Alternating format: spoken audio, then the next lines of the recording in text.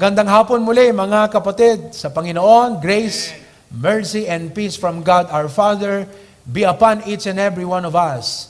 Although we are not together in one place, which is very challenging, pero mga kapatid, sana po ay daman natin ang presensya ng ating Panginoon. Amen? And that is sure. And praise God for that. Now, let's continue singing praises unto the Lord. Tawagan nyo na po ang mga ibang kapatid natin, gisingin nyo na sila, i-notify nyo na po ang ating mga friends and relatives to join. Ano po? Yes, importante yung preaching, pero napakaganda po na masimulan natin itong pag-awit ngayong hapon. So our first song this afternoon, mga kapatid, is Where Could I Go But to the Lord?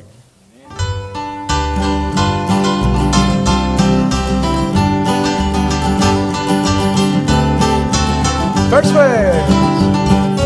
Leaving below in this old sinful world, hardly a comfort can afford. Striving alone to face temptation's door. Yes, where could I go but to the Lord? Come on. Where could I go? Oh, where could I go? Seeking a refuge for my soul.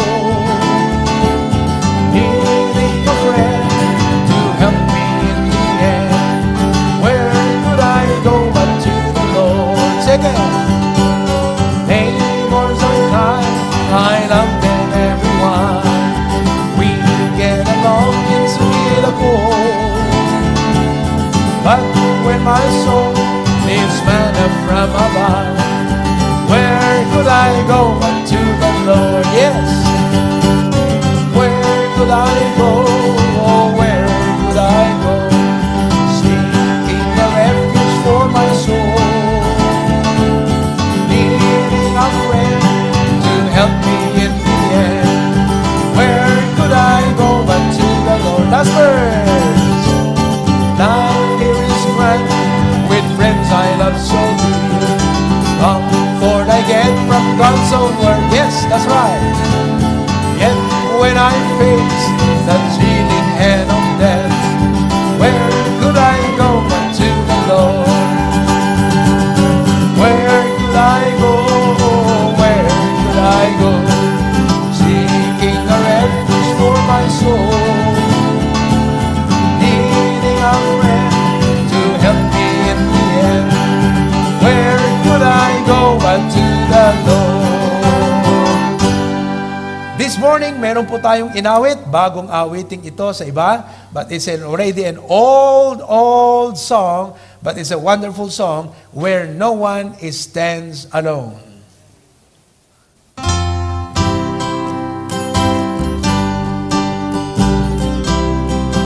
First verse.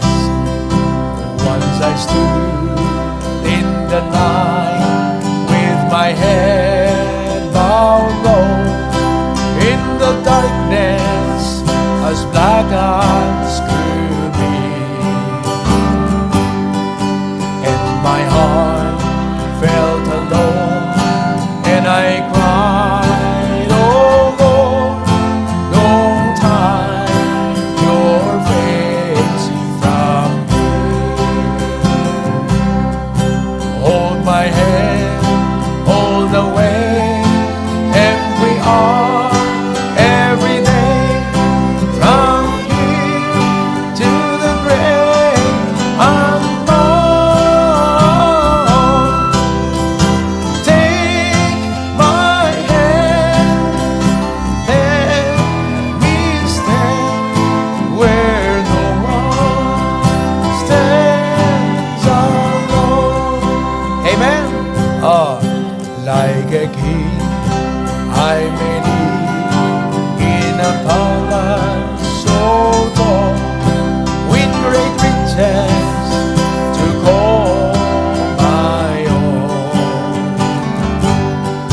But I don't know a thing in this whole wide world that's worth that me alone. Hold my hand, all the way,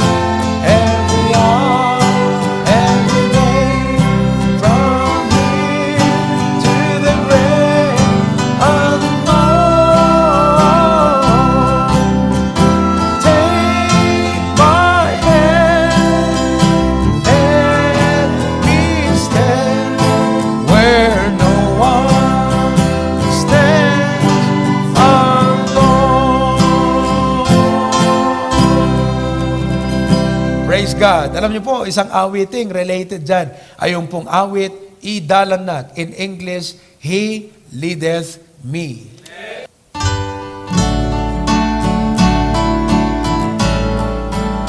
First verse. Idalanak yang may walang urang at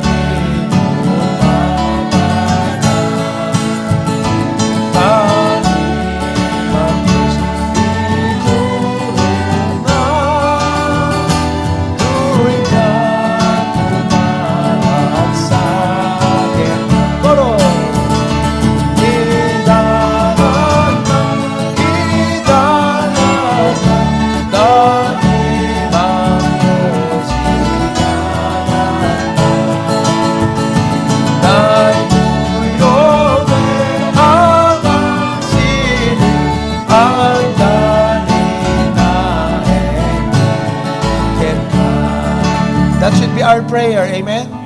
That God will lead us through. First time natin itong ganitong pandemic eh. Ako bilang pastor, we've never had this kind before. Pastor John never had this kind of a way of gathering before. But, let us pray that God would lead us. Amen? Second verse. Diyos ko kay magkuketan si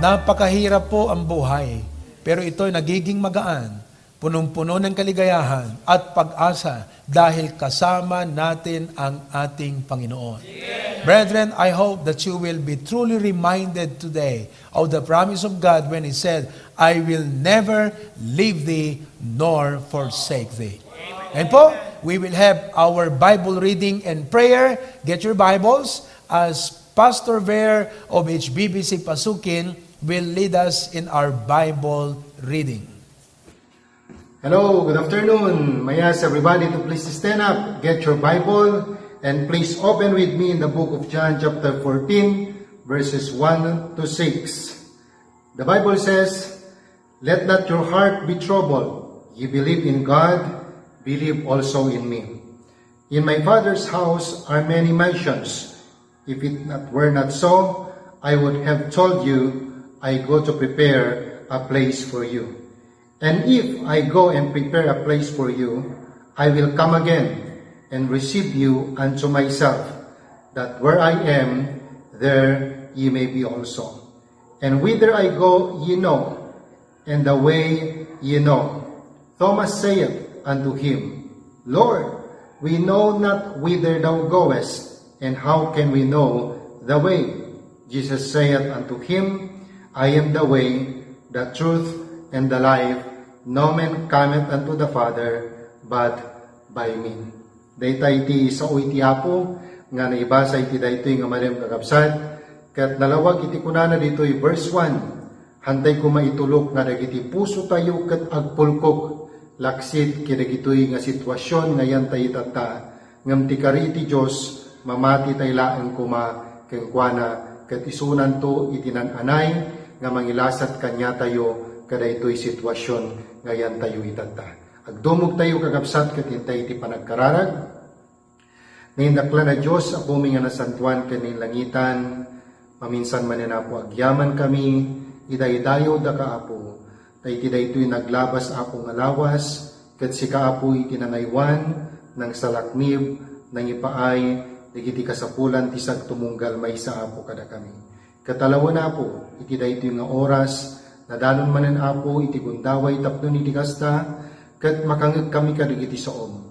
Mapabilag kami apo, maliwliwa kami apo, madaan kami't inanama, manipod apo, kadagiti sasom. Ngarod apo Diyos, tulungam kat maminsan pa'y apo, ti adipan mo, itad mo kang kuana, tinananay nga kired, piksa salunat, parabor sirin, kanananay nga panakabalin iti Espiritu Santo, nga usaram manen apo Diyos, nga mangitad apo, iti mensahem apo kada kami, tida iti nga malem, manipod kadagiti saom.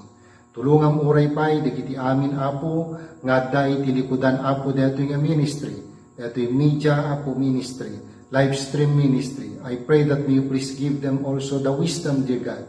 Tad mo kadakwadat mastok nga sirib, tinananay nga panaka-operate apo, digiti apo Diyos nga gadget tapno na pinpintas apo, kanananay apo nga maidanon deto'y nga mensahim, kadagiti amin apo nga tao nga agdengdengag.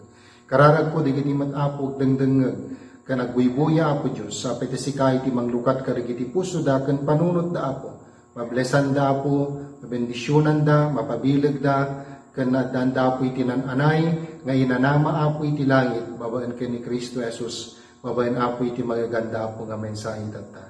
Klamaren mi apo iti balay iti da iti apo agundaway, kat sapay tasikalaang apo iti may daydayaw, iti da iti apo nga kanito. Katalawan apo Diyos, tigiti kararag, pagyaman mi, may kapoy tinagan ni Apuming Jesus. Amen and amen.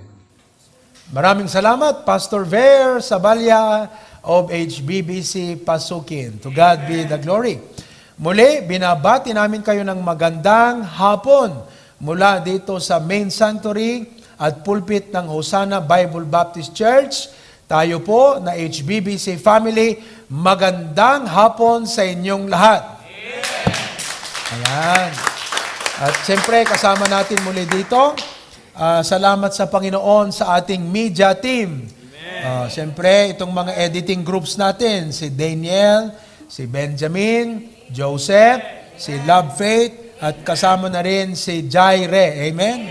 Ayan, itong ating mga music team. Okay? Si Edward, dyan si Nico, si JM, at siyempre si Rohel, si Cristel, sino pang nandyan? Christine Padre, praise God. At nagagalak din po kami, ako kasama kong aking pamilya, my beloved wife and our kids. At siyempre, nandito rin po ang ating mahal na patriarch, si Pastor John, saka si Ma'am Cora. Oo. Nagpapasalamat din kami sa Panginoon sa mga magagaling at masipag na tagaluto ng mga pagkain at merienda namin dito. Sila Malo, si Charity, ayan, saka si Sir Rohel. Praise the Lord. Maraming salamat po. At salamat din dahil may mga kapatiran po natin dyan na may puso at nakakaalala sa ating mga media team. At meron pong mga binibigay na mga snack, paminsan-minsan, nagbigay po ng pang-share-tea. Amen. Oo. So, maraming salamat po dyan. Binabati rin natin ang mga pastors and other churches watching today. At siyempre lahat ng ating mga guest visitor na galing sa ibang bansa. Ilagay nyo lang po dyan, sabi nyo, watching from, ganyan. Nandyan po yung name nyo. Halimbawa, watching from Neptune. Ayan. Watching from Pluto. Ilagay nyo lang po dyan, mga kapatid. Amen? So, let's welcome one another. Awitin po natin ang ating welcome song, Nagagalak Ako. Ilocano.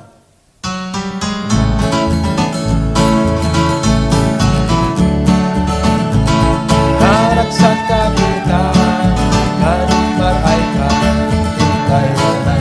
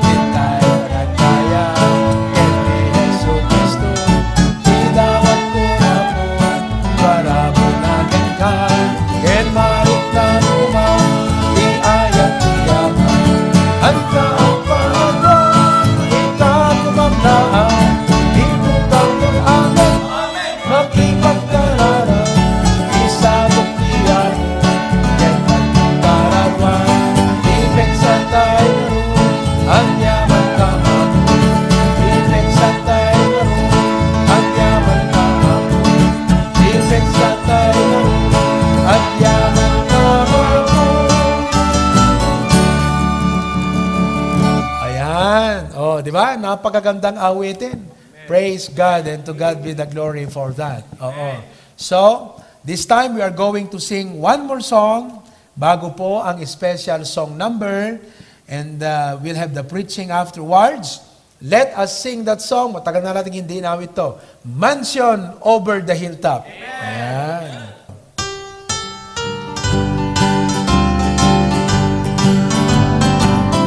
Ready? Dito'y kapetan, basida balay ko, di basida kira, kembalito,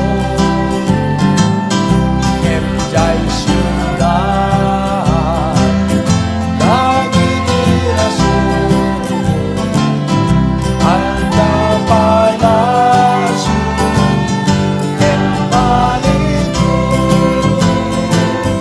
dirabangito, anda palasyo, ijay dagana, indel kanya, ijay sa atay mo, amang laenga, kansada pulos, abalito, sige, lupay masansan, masulisura, ketkas batuli, pagidaan, yes, tadiko'y awan, mas nukabalay ko, palasyong balito, ijay nato,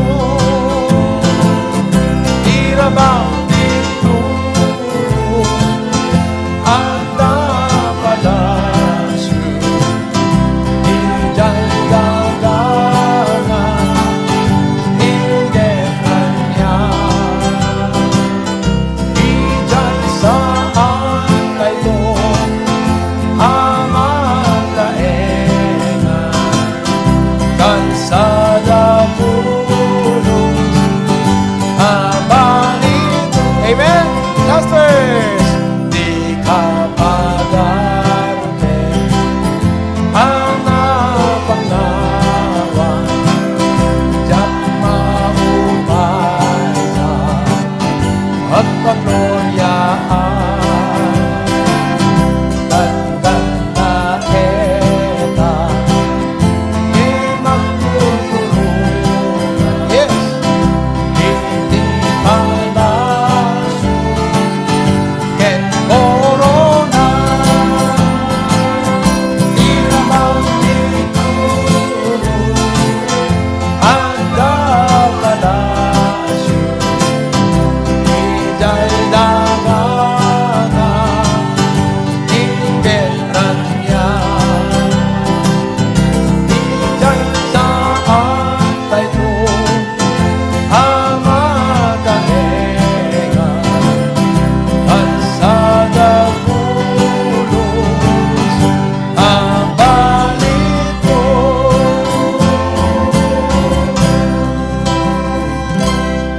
Amen. Praise God.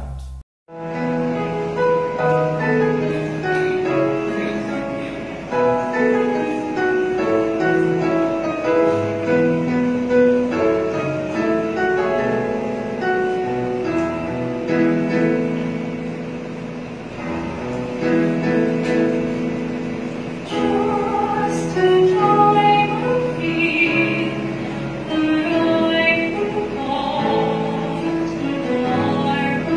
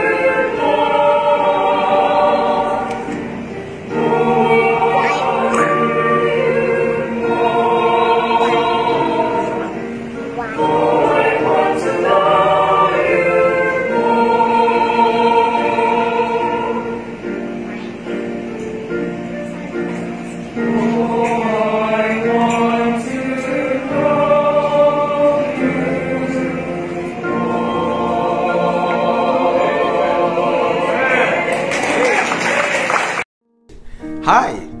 Grace and mercy from God our Father be upon you. I am Pruvi Cadelinia, the Senior Pastor of the Hosanna Bible Baptist Church and Ministries. Thank you for tuning in. I pray that today you will know Jesus as He has revealed Himself in His Word. To my beloved brethren of the Hosanna Bible Baptist Church, we are facing a future full of uncertainties, but let us continue to trust and follow God. This is not a time to fear and faint, but to be firm, to be faithful, and to still be fruitful by the grace of God. Pray as you listen. Have your Bible, notebook, pen ready as we learn together the Word of God. Let me turn you now over to the pulpit and main sanctuary of the Hosanna Bible Baptist Church.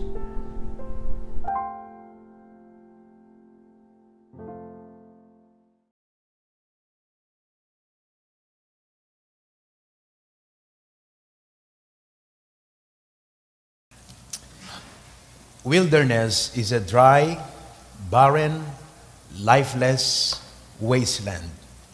Ang kaparangan o ilang o wilderness ay isang tuyo, barren, malamlam, walang kabuhay-buhay. At ito ay napakainit na lugar. It is uninhabited. Parang walang kabuhay-buhay. And we will relate today wilderness experiences in the Bible with our practical and spiritual life encounters. Amen. In the wilderness encounter of life, we experience want, worry, meron po tayong pangamba. We grow weak, may panghihina o panlulumo. We wear, napapagod po tayo. We weep, umiiyak. We wait. Tayo po ay nag-aantay. Ito po yung ilan sa mga description ng wilderness experience. We want, we worry, we grow weak, we wear, we weep, we wait. But in the wilderness, we will see the wonders of God. Makikita po natin ang kadakilaan, ang kapangyarihan ng ating Panginoon. And so this afternoon, I would like to share with you our message, Walking Victorious in the Wilderness of Life. Amen. Na tayo ay lalakad ng may tagumpay in the wilderness. Sa kabila na ganon ang sitwasyon. We want, we grow weak, we wear, we weep, we wait. But we can walk victoriously because of the wonders of God. Manalangin po tayo. Dakilang Diyos, sa aming pagbubukas ng mensaheng ito ngayong hapon, ay aming titignan ang isang analogy sa wilderness o ilang na kung tutuusin ay parang walang diwa. Pero ngayon ay magkakaroon ng isang malalim at matamis na kahulugan sa aming buhay. Hayaan niyo, Panginoong Diyos, na sa magitan ng paggamit po ninyo ng inyong lingkod, ang inyong mensahe ay maipaabot ng maayos sa inyong mga anak. Tulungan niyo po ang bawat isa. Ingatan niyo po ang aming mga live stream, internet, upang wala pong distraction sa aming pag-aaral at pakikinig ng inyong salita ngayong hapon. In Christ's name we pray. Amen. Sa Biblia po ay maraming mga wilderness encounters and experiences. Pero ang dalawa na kumuha ng aking pansin o kapansin-pansin ng ating atensyon, mga kapatid, ay yung pong karanasan ng mga Israelites nung sila po ay pinalaya mula Egypt at patungo sa lupa na ipinangako ng Diyos. Dumaan po sila sa wilderness. At yan po ay ating titignan ngayon. Ang isa pang kapansin-pansin o napakagandang pansinin na encounter sa wilderness ay nung ang ating Panginoon, pagkatapos po niyang mabautismuhan kay John the Baptist, dinala po siya ng Espiritu dito sa ilang, sa wilderness, the Bible says, to be tempted of the devil. So, dito sa karanasan ng mga Israelites, they were tested. Sinubok po sila. Dito naman po sa experience ng Panginoon, He was tempted. So, maliwanag mga kapatid, na itong wilderness experience, ito yung mga pangyayari sa ating buhay na nagsisilbing pagsubok sa ating pananampalataya at may kasamang pagtukso ng dyablo sa atin upang tayo ay magkasala. But we can walk victoriously in the wilderness of life. Dalawa pong branches o sanga ang ating usapin ngayong hapon. Ang una, titignan po natin yung mga makatotohanang bagay o important truths about wilderness experiences. And then later on, titignan po natin how to walk victorious in the wilderness of life. So ngayon, tignan na natin itong unang sanga. Important truths to know about wilderness experiences in the Christian life. Una sa lahat, yung pong salitang providence. Pangalan ko po ay Provi. Ang ibig pong sabihin ng providence sa madaling salita ay kaparaanan. Ito po ay inilaan ng Diyos na kaparahanan, napakahusay na paraan ng Panginoon para sa atin. God often leads us in the wilderness of life according to His providence. Panginoon po ang nagdadala sa atin sa ganyang sitwasyon. May mga pagkakataon that it is God, it is God's plan, it is a part. Ito po ay kasama sa mahusay na plano ng Diyos ng paghuhubog at ano pa yan na magandang plano ng Panginoon sa buhay mo at sa buhay ko. Ibig sabihin, walang Kristiyano na hindi dadaan sa wilderness experience. Wala pong anak ng Diyos, pastor man yan, mananampalataya, choir member, aser, lahat po tayo ay dadaan sa wilderness experience of life. Sapagkat ito po ay aparte, kasama sa kaparaanan ng Diyos sa ating buhay. Pinangakuan ng Diyos ang Israel ng isang masaganang lupa. Yung po yung Israel. Ano po? So, they were Israelites in Egypt. Sila po'y bihag, naglilingkod sa Egypt, mga kapatid. Pinangakuan sila ng Diyos na sila daw ay kanyang dalhin sa isang lupang masagana, lupang mapayapa, lupang bukal ang kayamanan, mga kapatid. Pero bago sila makaabot at makarating dito sa tinatawag na land that is flowing with milk and honey, mga kapatid, bago po nila marating ito, ang Panginoon ay pinangunahan sila. The Lord led them through the desert. The Lord led them through the wilderness. So, God preferred mas na pinili ng Diyos, mga kapatid, na yung paraan, yung daan ng wilderness ang kanilang dadaanan. Although, kung titignan natin sa geographical location at maging sa Bible, meron palang mas madaling daan. There is a shorter way to reach the land. Pero hindi po dinala ng Diyos sila dito sa lupang ito. Gawa ng sinabi nga ng Bible, hindi pa sila handa. So, the Lord, instead of leading them to the easy way, to the shorter way to reach the land, mga kapatid, surprising, sapagkat dito pa nilagay ng Diyos. Sa human speaking, we want the easy way. Get rich quick, di po ba? Mag-asawa ng madalian. Ano po? Makuha natin ang lahat ng gusto natin ngayon na, sapagkat alam niyo po, lahat ngayon ay puro instant, di ba? Instant noodle. Ano pa? Instant coffee. Instant baby. Naku, talagang napakadaming instant po ngayon. It seems that our culture and our community and our society has accepted and even prescribing, mga kapatid, ang realidad na lahat ay madalian. Kaya tayo minsan pagdating sa buhay, bago yung mga promised land po na itong mga napakagandang bagay sa buhay, gusto natin ngayon na. Gusto natin kaagad. Gusto natin, kung nagtanim tayo ngayon, bukas aanin na tayo. Wala tayong patience, mga kapatid. But you know what? God preferred to lead His people to the way that will take them, look at this, 40 years. It will only take them few months kung itong shorter way, mula sa Egypt hanggang sa Promised Land. But God led them into a path that will require 40 years, mga kapatid. Ano po ang ibinibigay ng Diyos sa atin na lesson dito? The short and easy way is not always the best way. Mga kabataan, pakinggan yung maigi ito. The short and the easy way is not always the best way. Yung pong madaling kaparaanan ay hindi ito yung laging pinakamaganda at pinakamahusay na paraan.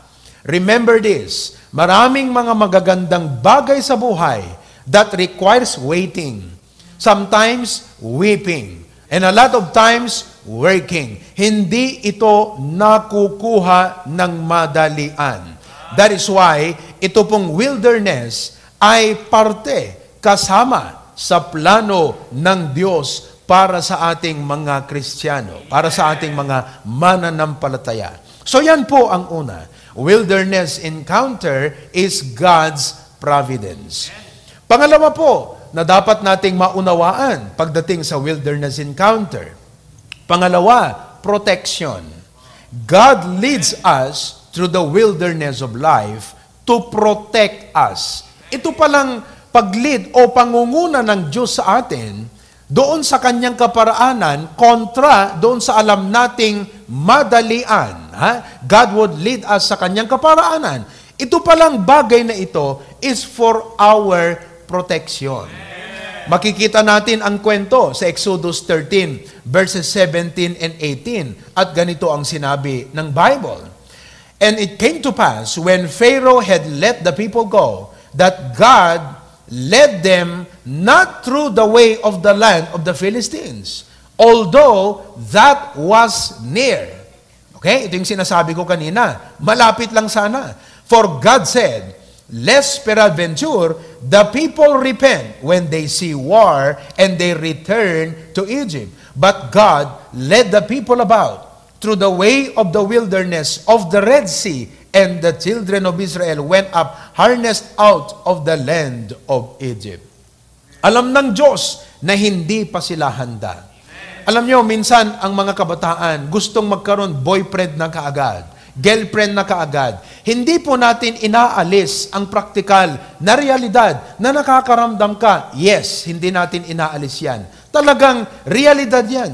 Normal yan sa buhay ng isang nagbibinata at nagdadalaga. Pero tandaan mo ito, God makes everything perfect in His time. May panahon po yan. May naitakdang oras po yan. At in the meantime, maybe you are going through a wilderness of life. God is doing that for you to protect you. Isipin mo, kung 14 years old ka pa lang, nag-asawa ka na, di ba? 15 years old, nabuntis ka. Tapos yung napangasawa mo, same edad lang kayo. Tapos wala kayong trabaho. Paano na ang mga anak ninyo? Paano na ang buhay ninyo? Hindi lang kayo affected, pati yung extended families pa, pati yung community. Kasama na dyan ang bansa. Sipin nyo, kaya mga kapatid, itong mga wilderness experiences ay kaparaanan ng Diyos. Life's wilderness may be difficult, but it is a part of God's plan for us. Pangatlo po, hindi lang protection. But thirdly, the wilderness experiences is where we find proving. Proving, P-R-O-V-I-N-G. God leads us through the wilderness of life to prove us. Kumbaga, bago ka tanggaping permanent sa isang trabaho, meron kang pagdadaanan na tinatawag na probation. Ito ay pagsusulit, ito ay pagsusubok, mga kapatid, na ikaw ay patutunayan upang malaman kung ikaw ay ganap o pwede kang tanggaping permanente sa isang trabaho. And so, before God would entrust to us wonderful things and great responsibilities, ay kailangan na pagdaanan natin ang wilderness ng buhay. Amen. And so, sabi ng Deuteronomy 8:2, "And thou shalt remember all the way which the Lord thy God lead thee these 40 years in the wilderness to humble thee and to prove thee and to know what was in thine heart."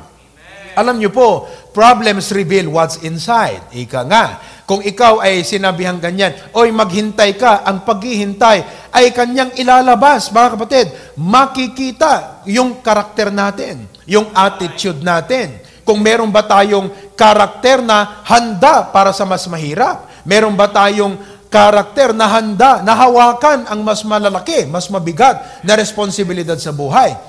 Kung sa larangan ng paghihintay, mga kapatid, medyo mahina tayo dyan. Nako, paano na yung mga mas malalaking bagay pa sa buhay? You see? Whether the wood has keep His commandments or no. Baka sa mga ganyang bagay pa lang, sabihin ng Diyos sa'yo, sige, ipapakarga ko sa yung problemang ito. Tapos biglang anong gagawin natin? Tatalikuran natin siya. Di po ba? Bibitawan na natin ang mga natutunan na nating salita ng Panginoon. Sapagkat gusto natin yung easy way. Gusto natin yung kung ano yung tungo, saan tutungo ang lahat ng tao. Gusto natin kung saan nakita natin, masaya sila dyan, mapayapa sila dyan. Yun ang gusto natin. Kaya aayaw tayo dun sa kaparaanan ng Panginoon. Pero makita nyo po, the Israelites, alam nyo, what did they do? They grumbled and griped. Nagprotesta sila. In a bad temper.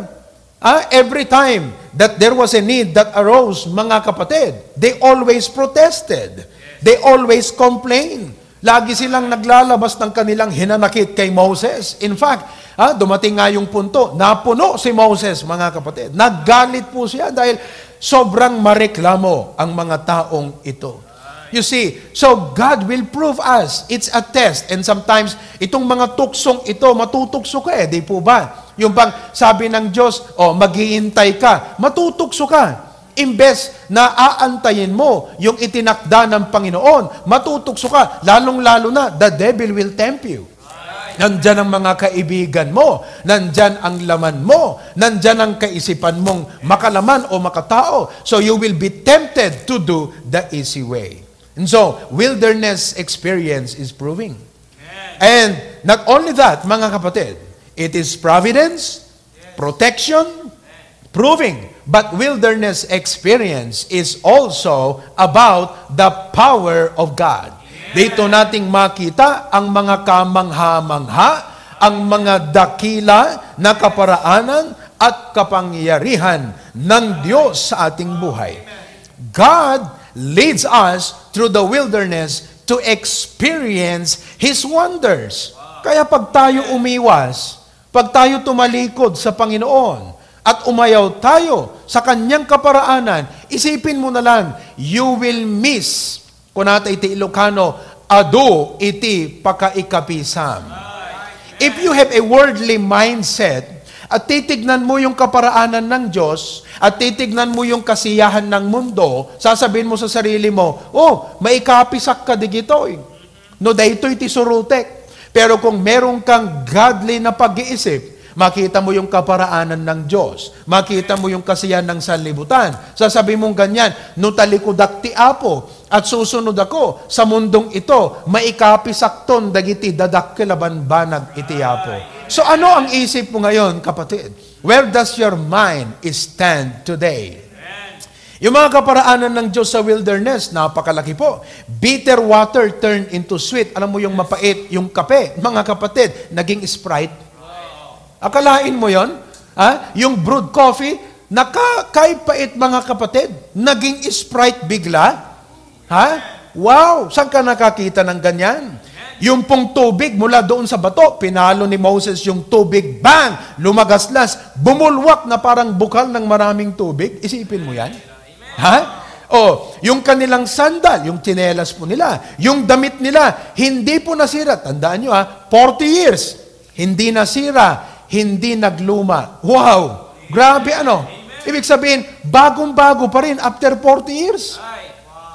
Yung kanilang mga Jordan shoes, yung mga Adidas nila, hindi po nanluma ito. Kaya mga kapatid, mga kaibigan, etong wilderness experience, wag lang po yung punto ng iniisip natin, puro problema, puro iyak, puro pag-aantay, abangan po ninyo, sapagkat sa karanasang ito ay ipinapakita, mga kapatid, ipaduyak-yak ni Apo Diyos, ti kanyang kapangyarihan, ang kanyang kalakasan, ang kanyang biyaya sa iyo at sa akin. Kaya mga kapatid, ang wilderness experience is a combination of bittersweet.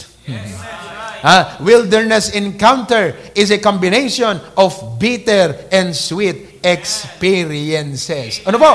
Kaya pagtanda mo, bilang Kristiyano, ako, pagtanda ko at ikaw, pag dumaan tayo sa wilderness na ito at tayo pinangunahan ng Panginoon at pumayag tayo na ang Diyos ang manguna sa atin, nako, napakasarap ikwento ito sa mga anak natin. Napakasarap na ikwento ito, mga kapatid, sa mga magiging apo natin. Napakasarap na patunay ito, testimony ito sa lahat ng tao. Kaya, mga kapatid, masaya na mahirap ang wilderness encounter. Now, pumunta tayo sa kabilang sanga, mga kapatid. How to walk victorious in the wilderness of life.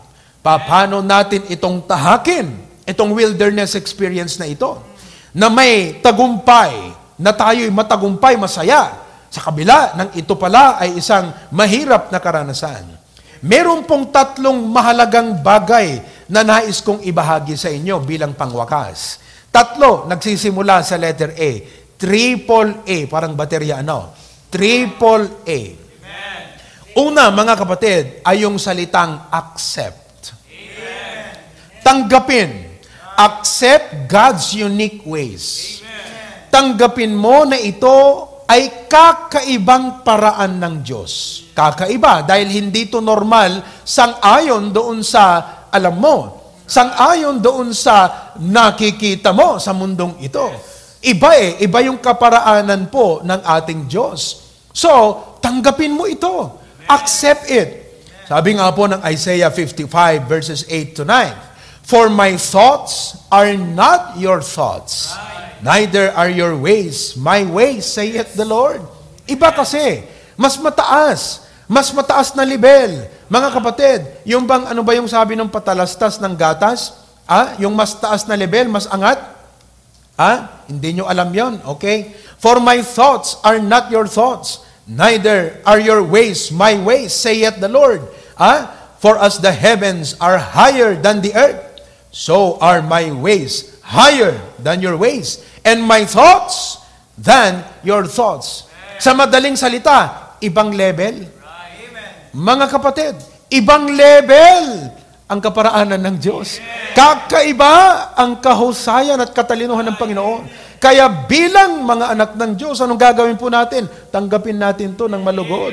Tanggapin natin ito ng buong puso, nang may pagpapakumbaba, nang may pananalig, nang may pananampalataya at paniniwala na Na ang kaparaanan ng Diyos ay ibang level. Acceptance is a vital key to real freedom, peace, joy, and progress. Pag natutunan mong tanggapin ang kaparaanan ng Diyos, malaki itong susi, mga kapatid, na makakaramdam ka ng totoong kalayaan.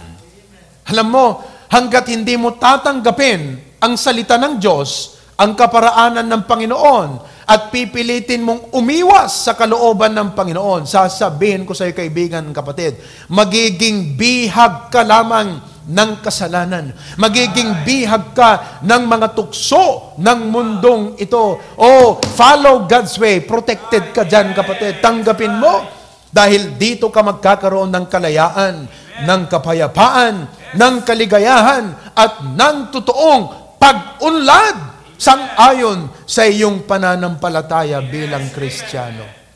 Kaya alam nyo, itong COVID-19, imbes na puro tanong, puro reklamo, puro negative tayo, tanggapin na lang natin to sa Panginoon. Ha? Well, we know na the devil invents, mga kapatid, itong mga paraan na ito para tayo ay mahirapan, para maging miserable ang tao, pero ang Diyos ang may kontrol ng lahat, kaya tanggapin natin sa Panginoon ito, mga kapatid.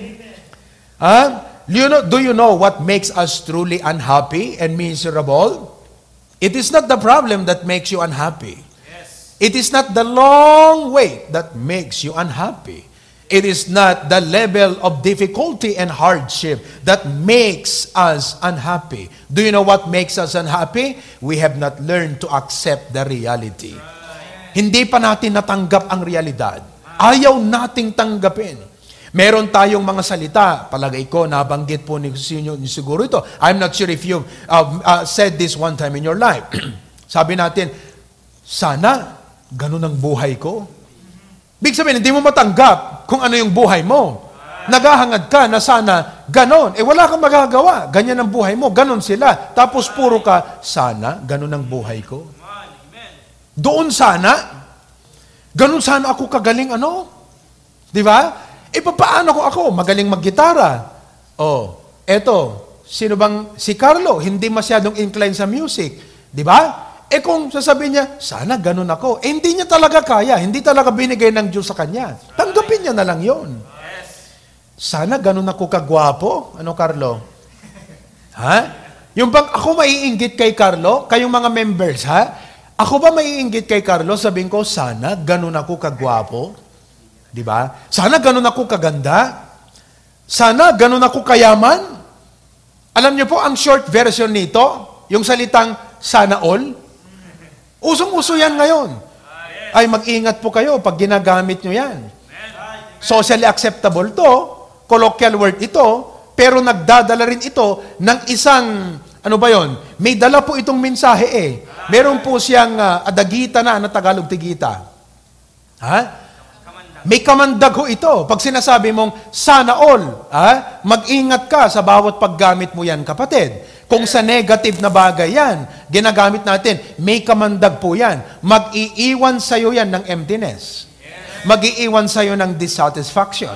Mag-iiwan sa'yo ng discontentment. Maglalagay sa'yo yan ng mga kaisipan na gagawa ka ng sarili mong kaparaanan. Iiwan mo ang Diyos dahil meron kang tinitignang sana all na pag in-apply sa sarili, sana ganun. Sana ganun ako. Minsan sinasabi natin, sana hindi dumating ang problemang ito. Sana walang COVID-19. Wala tayo magagawa. Nandyan na po yan. Matagal pa. Oo, talaga, matagal pa mga kapatid. Naiinip na yung iba. Ako nga, humanly, meron din akong pagkainip eh. Lalo po nung sinabi na, oy, okay na ang religious gathering. Ako, pambihira mga kapatid. Parang gusto kong magpalipad ng kwitis. I was so excited. Tapos biglang binawi. Parang pambihira ano. Parang isang umaalab, sinabuyan mo to ng tubig. You know? Tagal pa. You know? Kung sana walang mga problemang ganito, ang hirap naman, Panginoon, ang pinagagawa mo sa akin. Ang hirap naman itong pinagdadaanan ko, Lord. Bakit, Panginoon? We end up wishing for what we do not have. When what you have is God's way to do great things beyond your wildest dreams. Nagsasana-sana all tayo. Samantalang hindi mo nakikita, hindi natin nakikita na kung anong binigay ng Diyos, yan pala ang kanyang kaparaanan upang gumawa ng dakilang bagay sa buhay mo. So instead na tayo'y magsana all, tignan natin ang binigay ng Diyos, tanggapin na lang natin ito. Nang malugod at may kagalakan at may panalangin sa ating puso.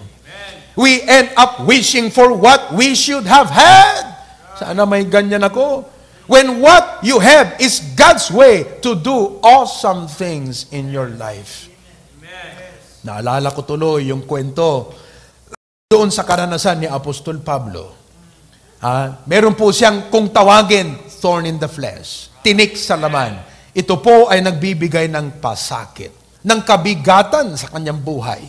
Nagiging mahirap ang kanyang paggalaw sa ministry, sa kanyang mga aktibidades, dahil po sa bagay na ito. At sinabi niya, Panginoon, alisin po ninyo ito sa akin.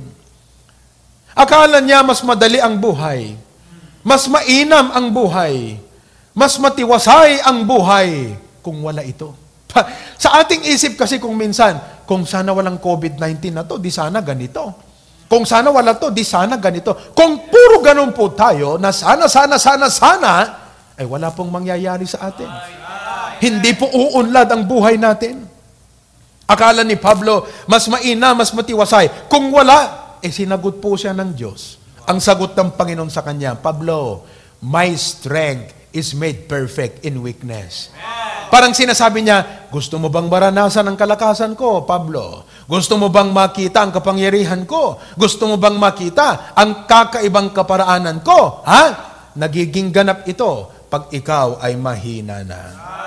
So when Paul realized that what he perceived to be a burden was actually a blessing, he gladly accepted it.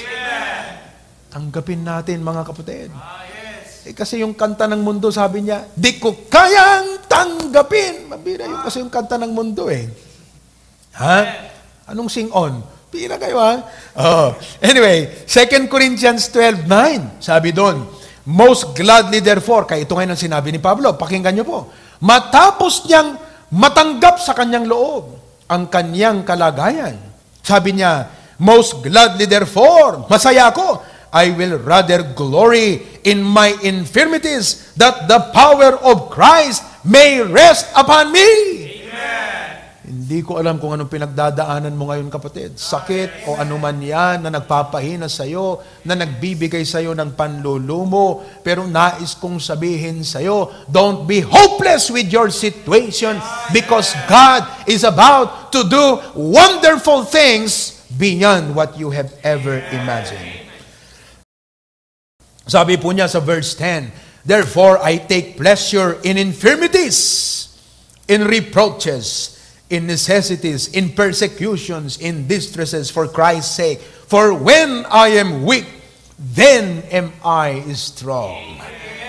Sabi niyang ganyan, tatanggapin kong malugod ang mga pagkakasakit, ang mga pangungutya, ang mga pangangailangan, ang mga pag-uusig, pagdadalamhati, ang hinagpis at pangamba at pagkabalisa sa buhay, sapagkat kung ako ay nasa kalalagyan na ganyan, ako ay palalakasin ng Diyos. The wonders of God. Are you questioning God today? Are you discouraged? Are you losing patience? Itong mga Israelites, sabi nila, tuwing naghihirap, balik na tayo sa Egypt. Anong ibig sabihin nun? Mag-backslide na tayo. Umiwas na tayo. Wag na tayong magpatuloy, sumunod sa Diyos. Balik na lang tayo doon. Dumating ka na ba sa puntong ganyang, kapatid? Malapit ka ng mapugsaat? Malapit na? You're almost breaking and you want to go back to the world? Nag-iisip ka na ba ng, buti pa ang sanlibutan, buti pa ang mga barkadang makamundo, buti pa ang mga gawaing dumating ka na ba sa puntong ganyang, kapatid? That your mind has become negative towards the Bible. Nagnega na tayo tungkol sa Diyos, nega towards the Bible, nega towards the ways of God. I pray that today, God will touch your heart and you will experience a genuine spiritual revival. Set your eyes and heart on the plan of God and accept the process He has led you through. Tanggapin mo yan. Magtiwala ka lang sa Panginoon. Pangalawang A na dapat mong maunawaan, how to walk victorious. Secondly, abide. Manatili ka. Magsipanatili. Ibig sabihin, sumunod ka lang. Abide by the rule. And abide in Him. Manatili ka lang sa Kanya. Abide in His Word and His Spirit for provision and direction. Alam ng Diyos, may inilaan siya, mga kapatid, na pagtustos para sa iyo. Na ikaw ay Kanyang pangungunahan, papatnubayan. Siya ang mamamahala sa atin. Sa karanasang ito, mga kapatid, abide in His Word and His Spirit for provision and direction. Hindi tayo pababayaan ng Diyos. Hindi niya sinabi, okay, you are on your own. It's up for you to figure things out. You are now in charge of your situations.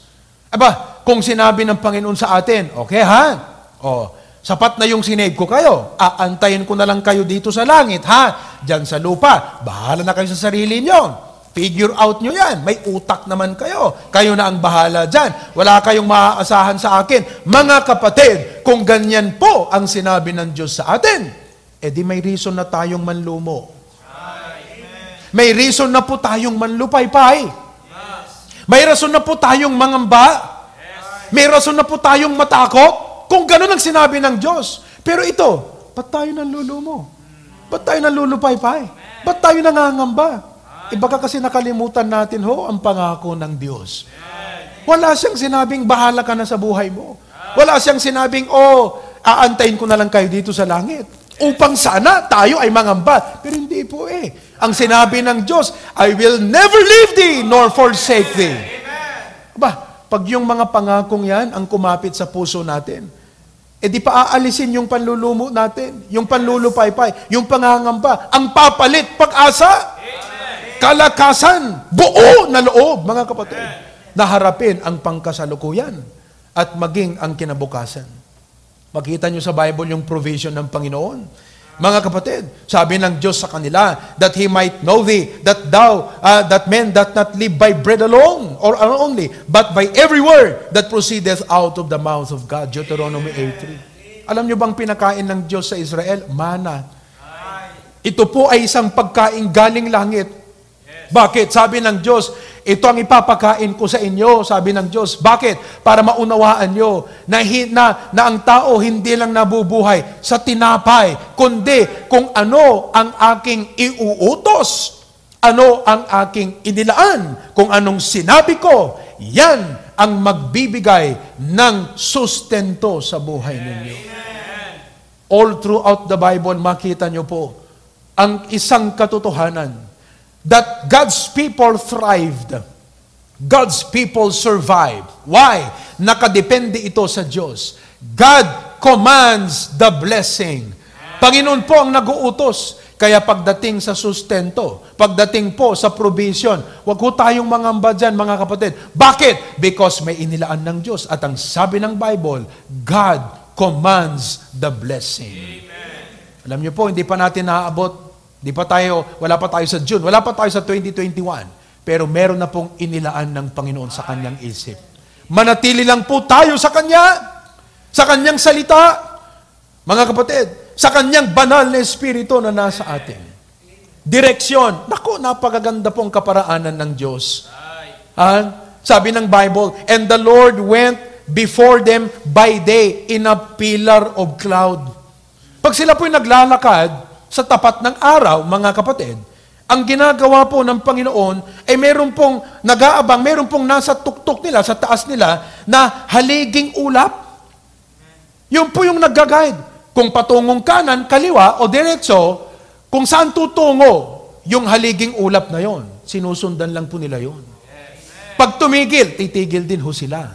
Pag gumalaw, di gagalaw na rin ho sila. Yun po yung kaparaanan ng Diyos. Upang pangunahan sila. To lead them the way.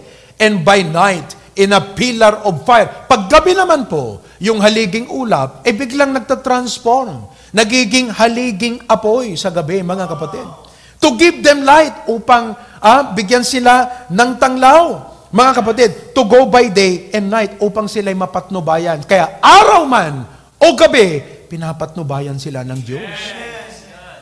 Ngayon, wala man tayong haliging ulap, walang haliging apoy na papatnubay at mag-guide sa buhay natin. Pero ito, binigyan tayo ng Diyos ng Kanyang salita at ng banal na Espiritu, Kanyang Espiritu na nanananahan sa ating buhay. Nakakatuwa na itong pillar of cloud, araw, pillar of fire, gabi, anong sinasabi ng Diyos ng ating pag-aaral ng Kanyang salita, ng ating paglalakad sa banal na Espiritu, araw at gabi. Ngayong lockdown, umaga, basahin mo ang Biblia. Hapon, gabi, sabi ng Bible, but thou shalt meditate therein day and night. Oh, you will come out a better, stronger, able person in the wilderness encounter of your life if you are daily enriched with the Word of God.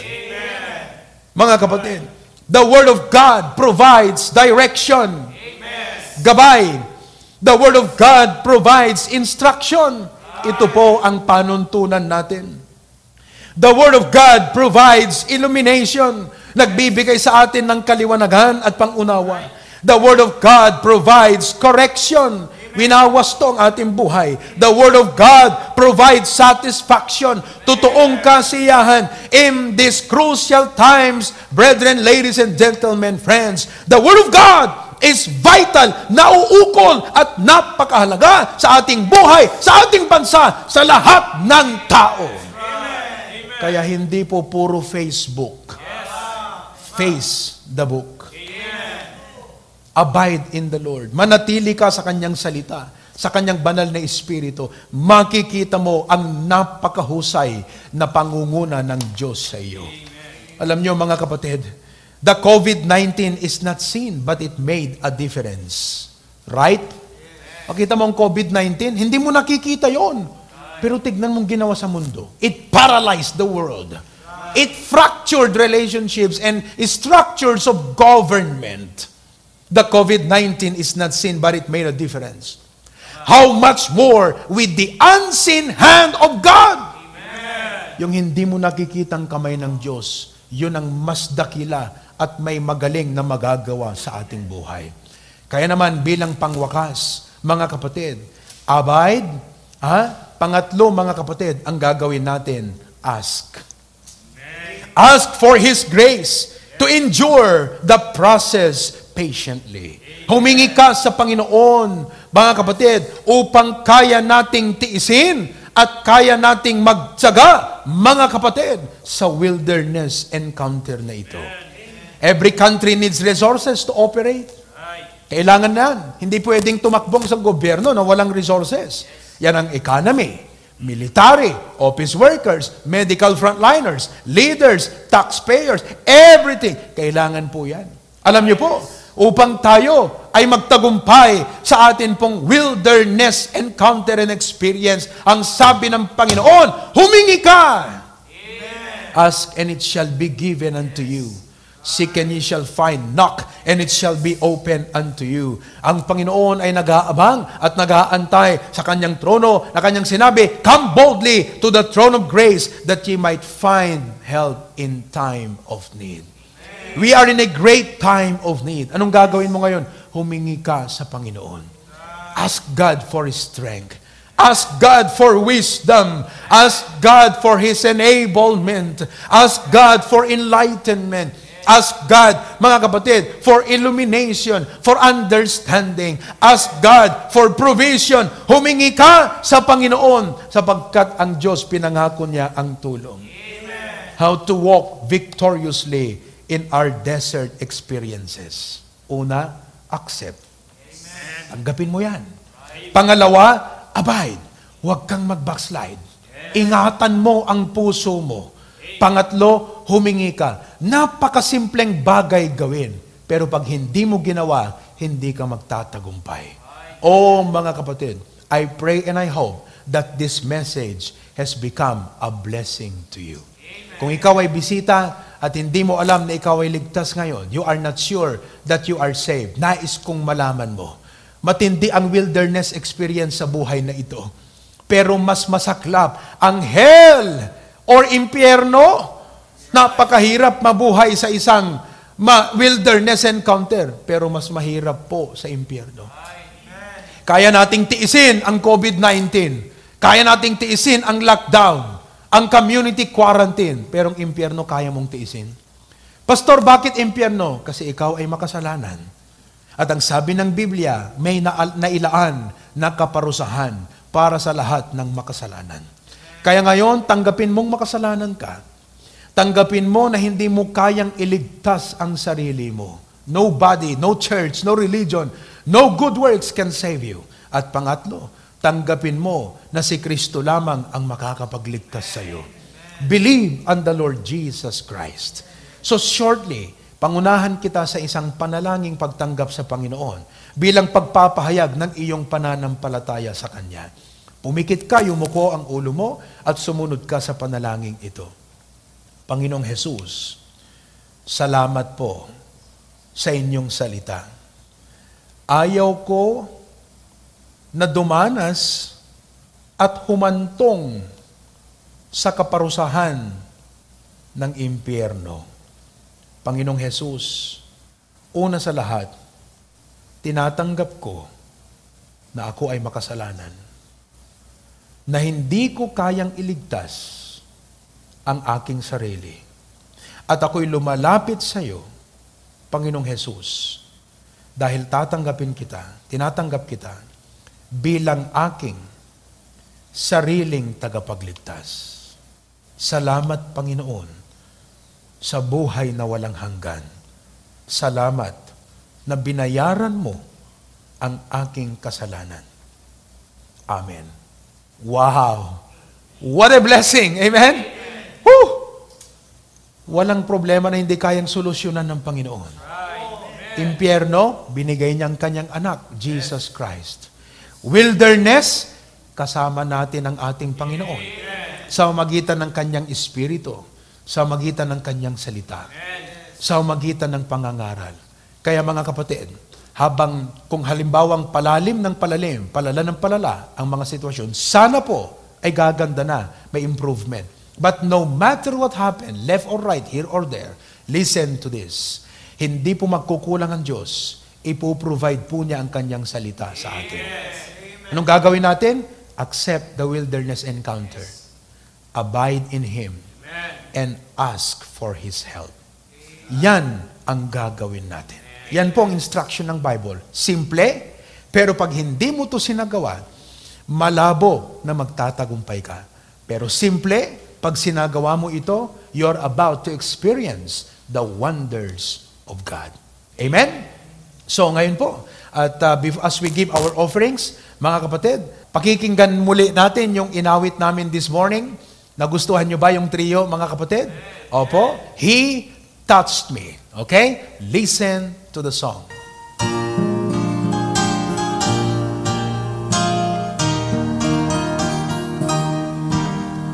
Shackled by a heavy burden, need a load of guilt and shame. Then the hand of Jesus touched me, and now I am no longer the same. He touched me, oh, He touched me, and all the joy that floods my soul. Something happened, and now I know He touched me and made me whole. Since I met this blessed Savior, and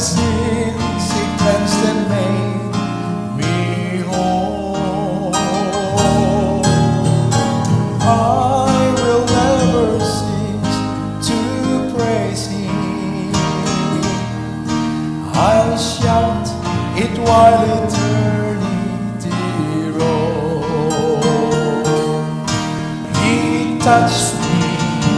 Oh, He touched me. And oh, the joy that floods my soul. Something happened, and now I know He touched me and made me whole. Something happened, and now I know He touched me and made me whole.